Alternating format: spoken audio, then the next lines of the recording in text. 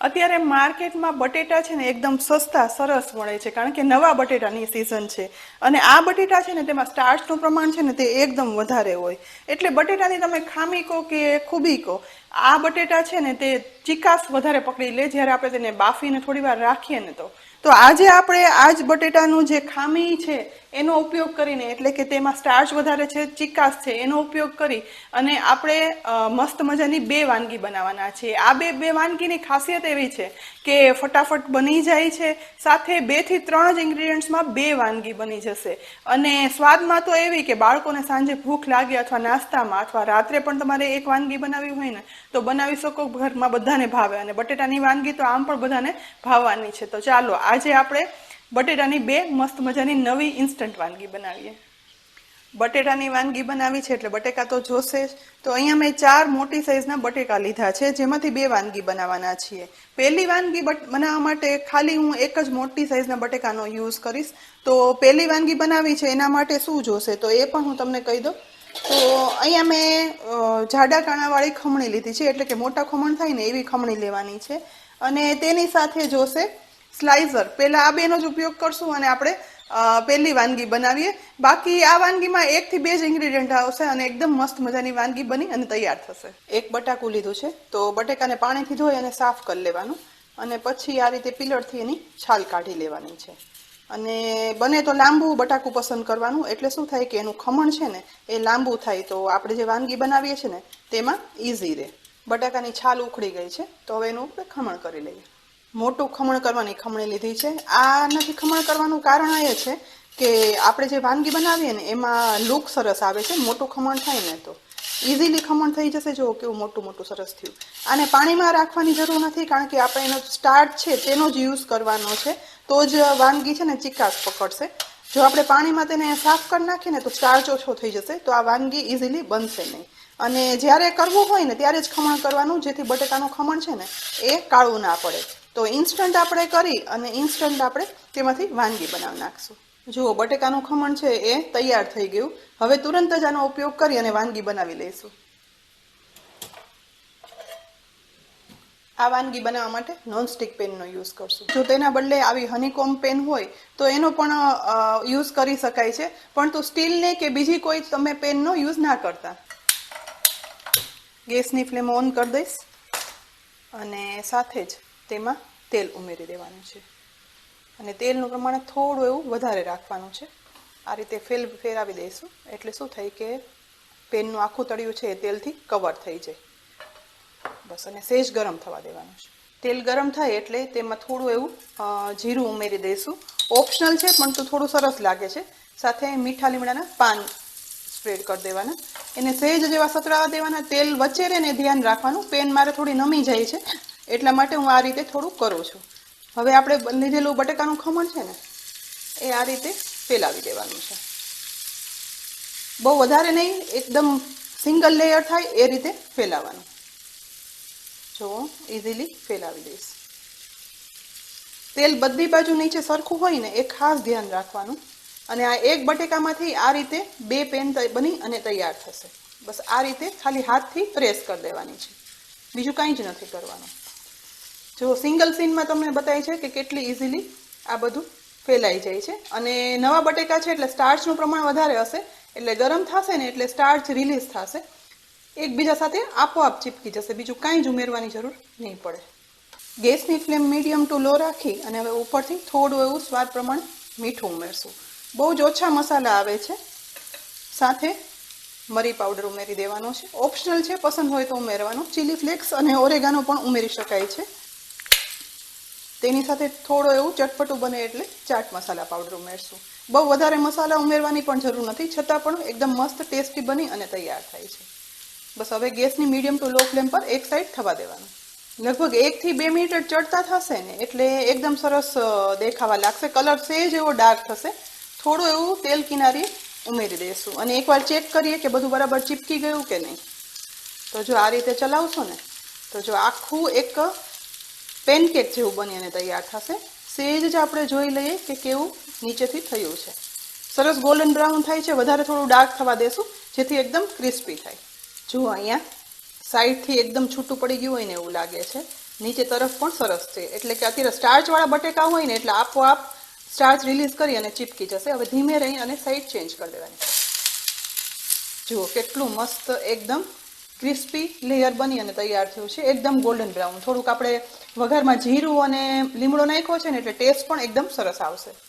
હવે બીજી સાઈડ પણ આ જ રીતે તેને શેકાવા દઈશું. આ રીતે જો હવે નોનસ્ટિક પેન છે ને એટલા માટે ચીપકશે નહીં, વધારે તેલ ઉમેરવાની પણ જરૂર નહીં પડે.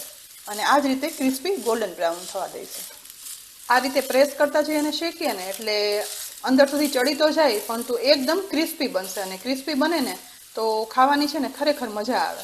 બીજી સાઈડ પણ વધારે 1 થી 1.5 મિનિટ ચડ્યા પછી ફરીથી એકવાર સાઈડ ચેન્જ કરીએ. જો હજી ગોલ્ડન બ્રાઉન જ છે, ક્રિસ્પી નથી થયું, તો ફરીથી સાઈડ ચેન્જ કરી અને એને આ બાજુ ચડવા દઈશું. વધારે 1 મિનિટ શેક્યા પછી હવે સાઈડ ચેન્જ કરી દઈએ. જો અવાજ પણ સરસ આવે છે, એવું સરસ ક્રિસ્પી આ થઈ ગયું છે. ગોલ્ડન બ્રાઉન ક્રિસ્પી દેખાય છે. તો ફરી એકવાર સાઈડ ચેન્જ કરી દઈએ. આરામથી ઉથલી જશે અને ક્યાંય પણ તકલીફ નહીં પડે.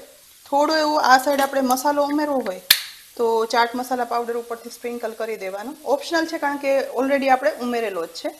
અને તેની સાથે જ સમારેલી કોથમીર, એટલે એકદમ મસ્ત મજાનું લાગે. અને હવે આને નીચે ઉતારી લઈએ. ગરમા ગરમ પીરસી પણ લેવાનું. હજી ટુકડા કરીને પણ બતાવીશ. જુઓ આના કટર વડે ટુકડા કરીએ. અવાજ સાંભળજો.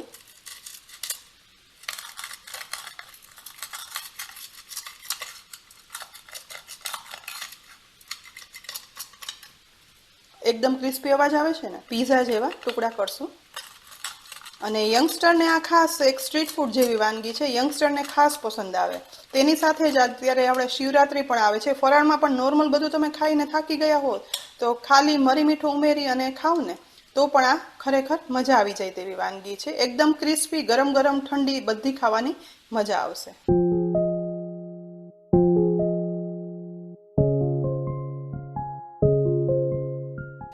એકદમ ક્રિસ્પી અને ફરસી આ વાનગી તમે જોઈ ને કે 5 થી 7 મિનિટમાં બની જાય. એટલે ક્યારેક રસોઈ કરવાનો કંટાળો આવતો હોય, ઉપવાસમાં ફરાળમાં તમારે કંઈક ફટાફટ બનાવી અને ખાવું હોય, પેટ પણ ભરાઈ જાય અને ઓછું પણ તેલ ઉમેરી શકાય. મેં થોડુંક વધારે ઉમેરેલું હતું, પરંતુ એ રીતે પણ બનાવી અને ખાઈ શકાય છે. યંગસ્ટરની આ ખાસ ફેવરિટ વાનગી છે, પરંતુ આપણે ઉપવાસમાં પણ ચાલે એવી છે. અને સ્વાદમાં તો એટલી બધી સરસ બની છે ને, એકદમ મોઢામાં ક્રિસ્પીનેસ આવે છે. ક્યાંય પણ તમને લાગે નહીં કે બટેટાનો યુઝ થયો છે.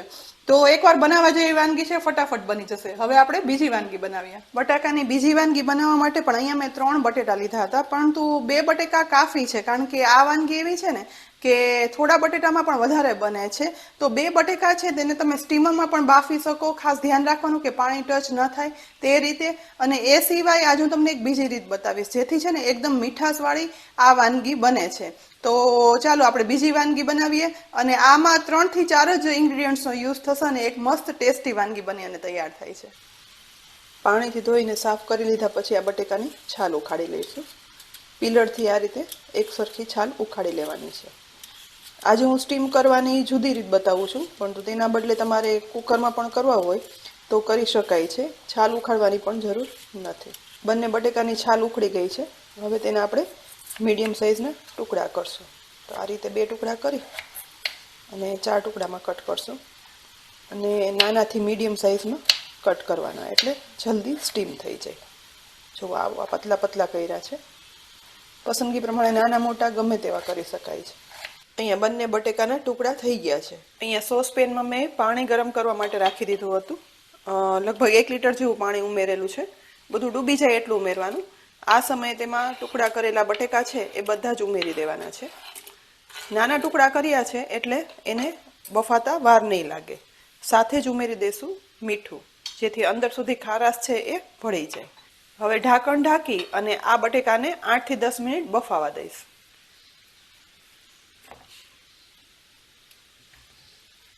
વાનગીમાં સાથે કોર્નફ્લોર પણ જોઈશે. બટાકાને સ્ટીમ થતાં 8 થી 9 મિનિટ થઈ ગઈ છે. એકવાર ખોલી અને ચેક કરી લઈએ.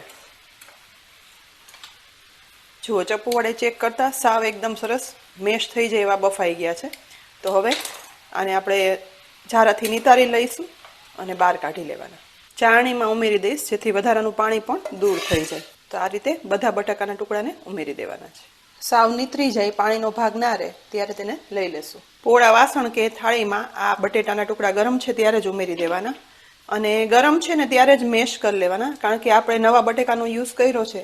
જો તે ઠંડા થશે ને તો એકદમ ચીકાશ પકડી લેશે ને જે વાનગી બનાવી છે ને એ સરસ નહીં બને. અને આ બટેકાની જ આ વાનગી સરસ બને છે, નવા બટાકાની. તો જો એકદમ ફટાફટ મેશ કરી લેવાના, ક્યાંય પણ લમ્સ ના રહે તેમ. જો અહીં એકદમ સરસ મેશ થઈ ગયા છે.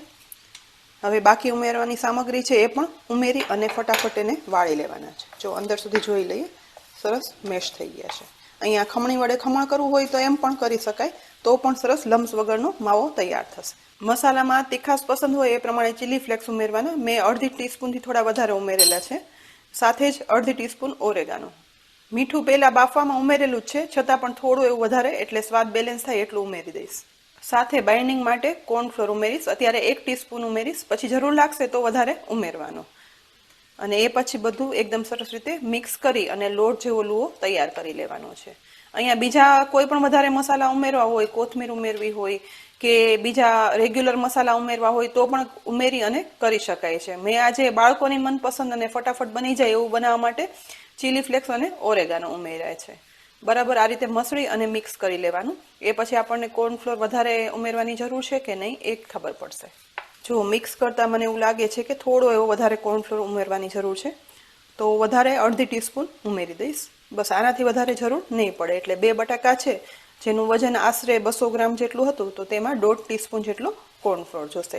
બટેટાની મોઇસ્ચર ઉપર પણ ડિપેન્ડ કરે છે, ક્યારેક વધારે જોઈએ ક્યારેક ઓછું જોઈએ. એટલે તમે કેવા બટેકા યુઝ કરો છો ને તેના ઉપર ખાસ ડિપેન્ડ કરે છે. મારે અહીંયા 1.5 ટીસ્પૂન જોયું છે, તમારે કદાચ કોર્નફ્લોર વધારે અથવા ઓછો પણ જોઈ શકે. જો હાથ વડે સરસ લોટ બંધાઈ જાય એવું મિશ્રણ તૈયાર થઈ ગયું છે. તો બધું જ આ રીતે ભેગું કરી લેવાનું છે અને એકદમ સોફ્ટ આવો લુઓ બનાવી લેવાનો છે. લોટ બંધાઈ ગયો હોય ને એવો. બસ હવે આને લઈ લેશું. અહીંયા મેં 2 ટ્રાન્સપરન્ટ આવી રીતે શીટ લઈ લીધી છે. ટ્રાન્સપરન્ટ કોથળી હોય એના ટુકડા કરી લીધા છે. હવે એક લઈ અને એમાં ઉપર થોડું એવું તેલ ઉમેરી દઈશ અને પછી બધું આ રીતે ફેલાવી અને લગાવી દેવાનું. ટ્રાન્સપરન્ટ ન હોય તો રેગ્યુલર કોથળી હોય તો પણ ચાલે, જાડી લેવાની. અને બસ આ રીતે તેલ લગાવાય છે એટલે હવે બીજી કોથળીમાં પણ તેલ લગાવી લઈશ. તેલવાળો જ હાથ હતો એટલે હું આ રીતે ફેલાવી દઈશ, એટલે વધારે તેલ ઉમેરવાની જરૂર નહીં પડે. બનાવેલો બટાકાનો લોટ છે તે આ રીતે ઉમેરી દઈશ અને થોડો એવો ફેલાવી દઈશ. હવે બીજી શીટમાં જે બાજુ તેલ લગાવેલું છે એ આ રીતે રાખી દેવાનું અને બને એટલું હાથથી જ પ્રેસ કરી દેવાનું. પછી જો જરૂર પડે ને તો આપણે વેલણ ફેરવશું, નહીંતર હાથથી પ્રેસ કરશો તો પણ થઈ જશે.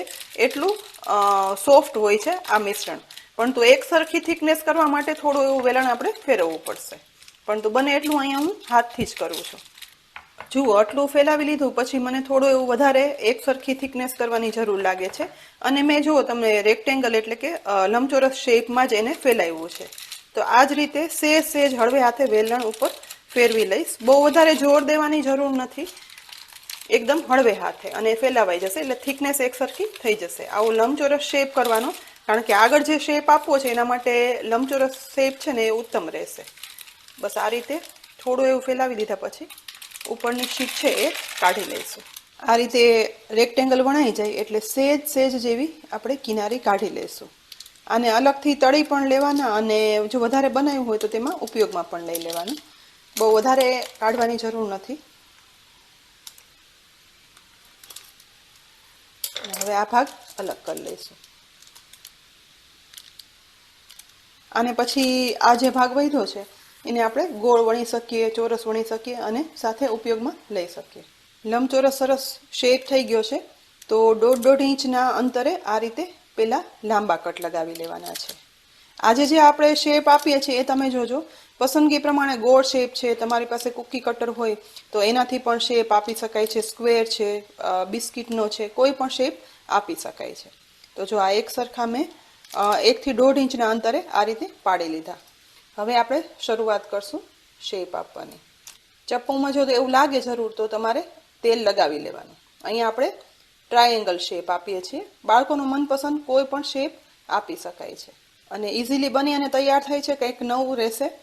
અહીંયા જો બધામાં મેં ટ્રાયેંગલ શેપમાં કટ કરી લીધા છે. હવે એને અલગ કરવા માટે એકદમ સોફ્ટ હોય છે ને એટલે માટે આ રીતે એકદમ હળવે હાથે કરવાનું. નીચે પ્લાસ્ટિકમાં આ રીતે પકડી રાખવાનું અને પછી આ રીતે અલગ કરશો એટલે ઇઝીલી અલગ થઈ જશે અને તૂટશે પણ નહીં. ખાસ ધ્યાન એ રાખવાનું અલગ સમયે કે તે તૂટે નહીં.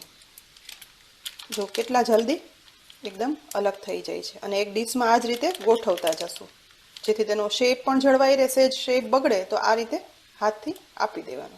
જે બધા ટુકડા છે તે આ રીતે પહેલાં અલગ કરી અને એક ડીશમાં ગોઠવી દેવાના. સેજ એવા ઠંડા થઈ જાય તો પણ વાંધો નહીં. અને આ રીતે બનાવી અને તમે એરટાઇટ કન્ટેનરમાં રાખી દો ને તો અઠવાડિયા સુધી સારા રહે છે. એટલે બાળકોને ક્યારેય પણ ભૂખ લાગે અને તમારે તળી અને આપવા હોય તો આપી શકાય છે. અહીંયા બધા ટ્રાયેંગલ આ રીતે ઉખાડી અને ફેલાવી લીધા છે. હવે આપણે તળવાની શરૂઆત કરીએ. અહીંયા મેં પોળી પેનમાં તેલ ગરમ કરવા માટે રાખી દીધું હતું. તેલ સરસ ગરમ થઈ ગયું છે. ગેસની મીડિયમ ટુ હાઈ ફ્લેમ પર તેલ ગરમ કરી અને તેમાં આ ઉમેરી દેવાના છે ટ્રાયેંગલ. જેવા ઉમેરશું એવા જ તરત જ તે ફૂલી અને ઉપર આવવા લાગશે. ગેસની ફ્લેમ છે એ મીડિયમ ટુ હાઈ જ રાખવાની, બને તો મીડિયમ રાખવાની એટલે સરસ તળાઈ અંદર સુધી જાય અને એકદમ સરસ ફૂલી જાય અને સાથે ક્રિસ્પી પણ બને અને અંદરથી એકદમ સોફ્ટ. અને પોળું વાસણ લેવાનું કારણ એ છે કે એ એકબીજા સાથે ચીપકે નહીં. બસ સમય એટલા જ ઉમેરી દેવાના અને હવે એને ઉપર આવે એ પછી સાઈડ ચેન્જ કરશું. બસ જો બધા તળાઈ અને ઉપર આવી ગયા છે. એક એકની આ રીતે સાઈડ ચેન્જ કરવાની છે.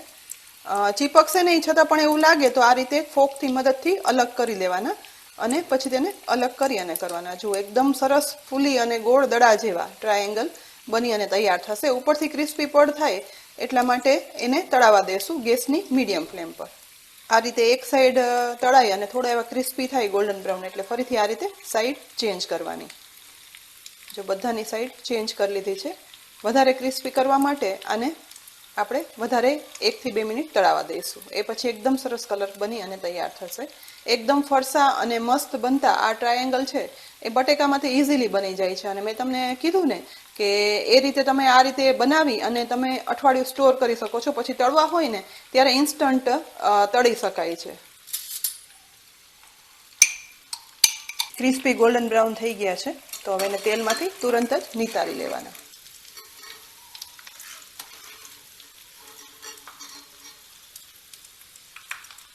મસ્ત મજાના ટ્રાયેંગલને સર્વ પણ કરી દઈએ. બાકીના ટ્રાયેંગલને પણ બીજા સ્લોટમાં તળી લેવાના છે. અહીંયા ક્રિસ્પી વધારે કે ઓછા બનાવવા હોય એ આપણી પસંદગી છે. જુઓ બીજો સ્લોટ પણ ઉમેરી દઈશ. કેટલા ક્રિસ્પી, અવાજ પરથી ખ્યાલ આવે જ ને કે કેટલા ક્રિસ્પી બન્યા છે.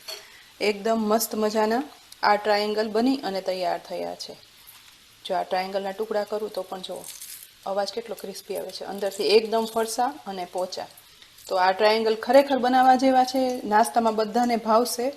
અને પછી આ મને કહેજો કે આ રેસીપી તમને કેવી લાગી. બટેકાની બંને રેસીપી મેં તમને અલગ અલગ બતાવી છે.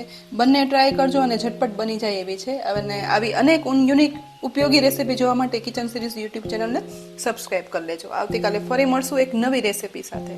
ત્યાં સુધી આવજો.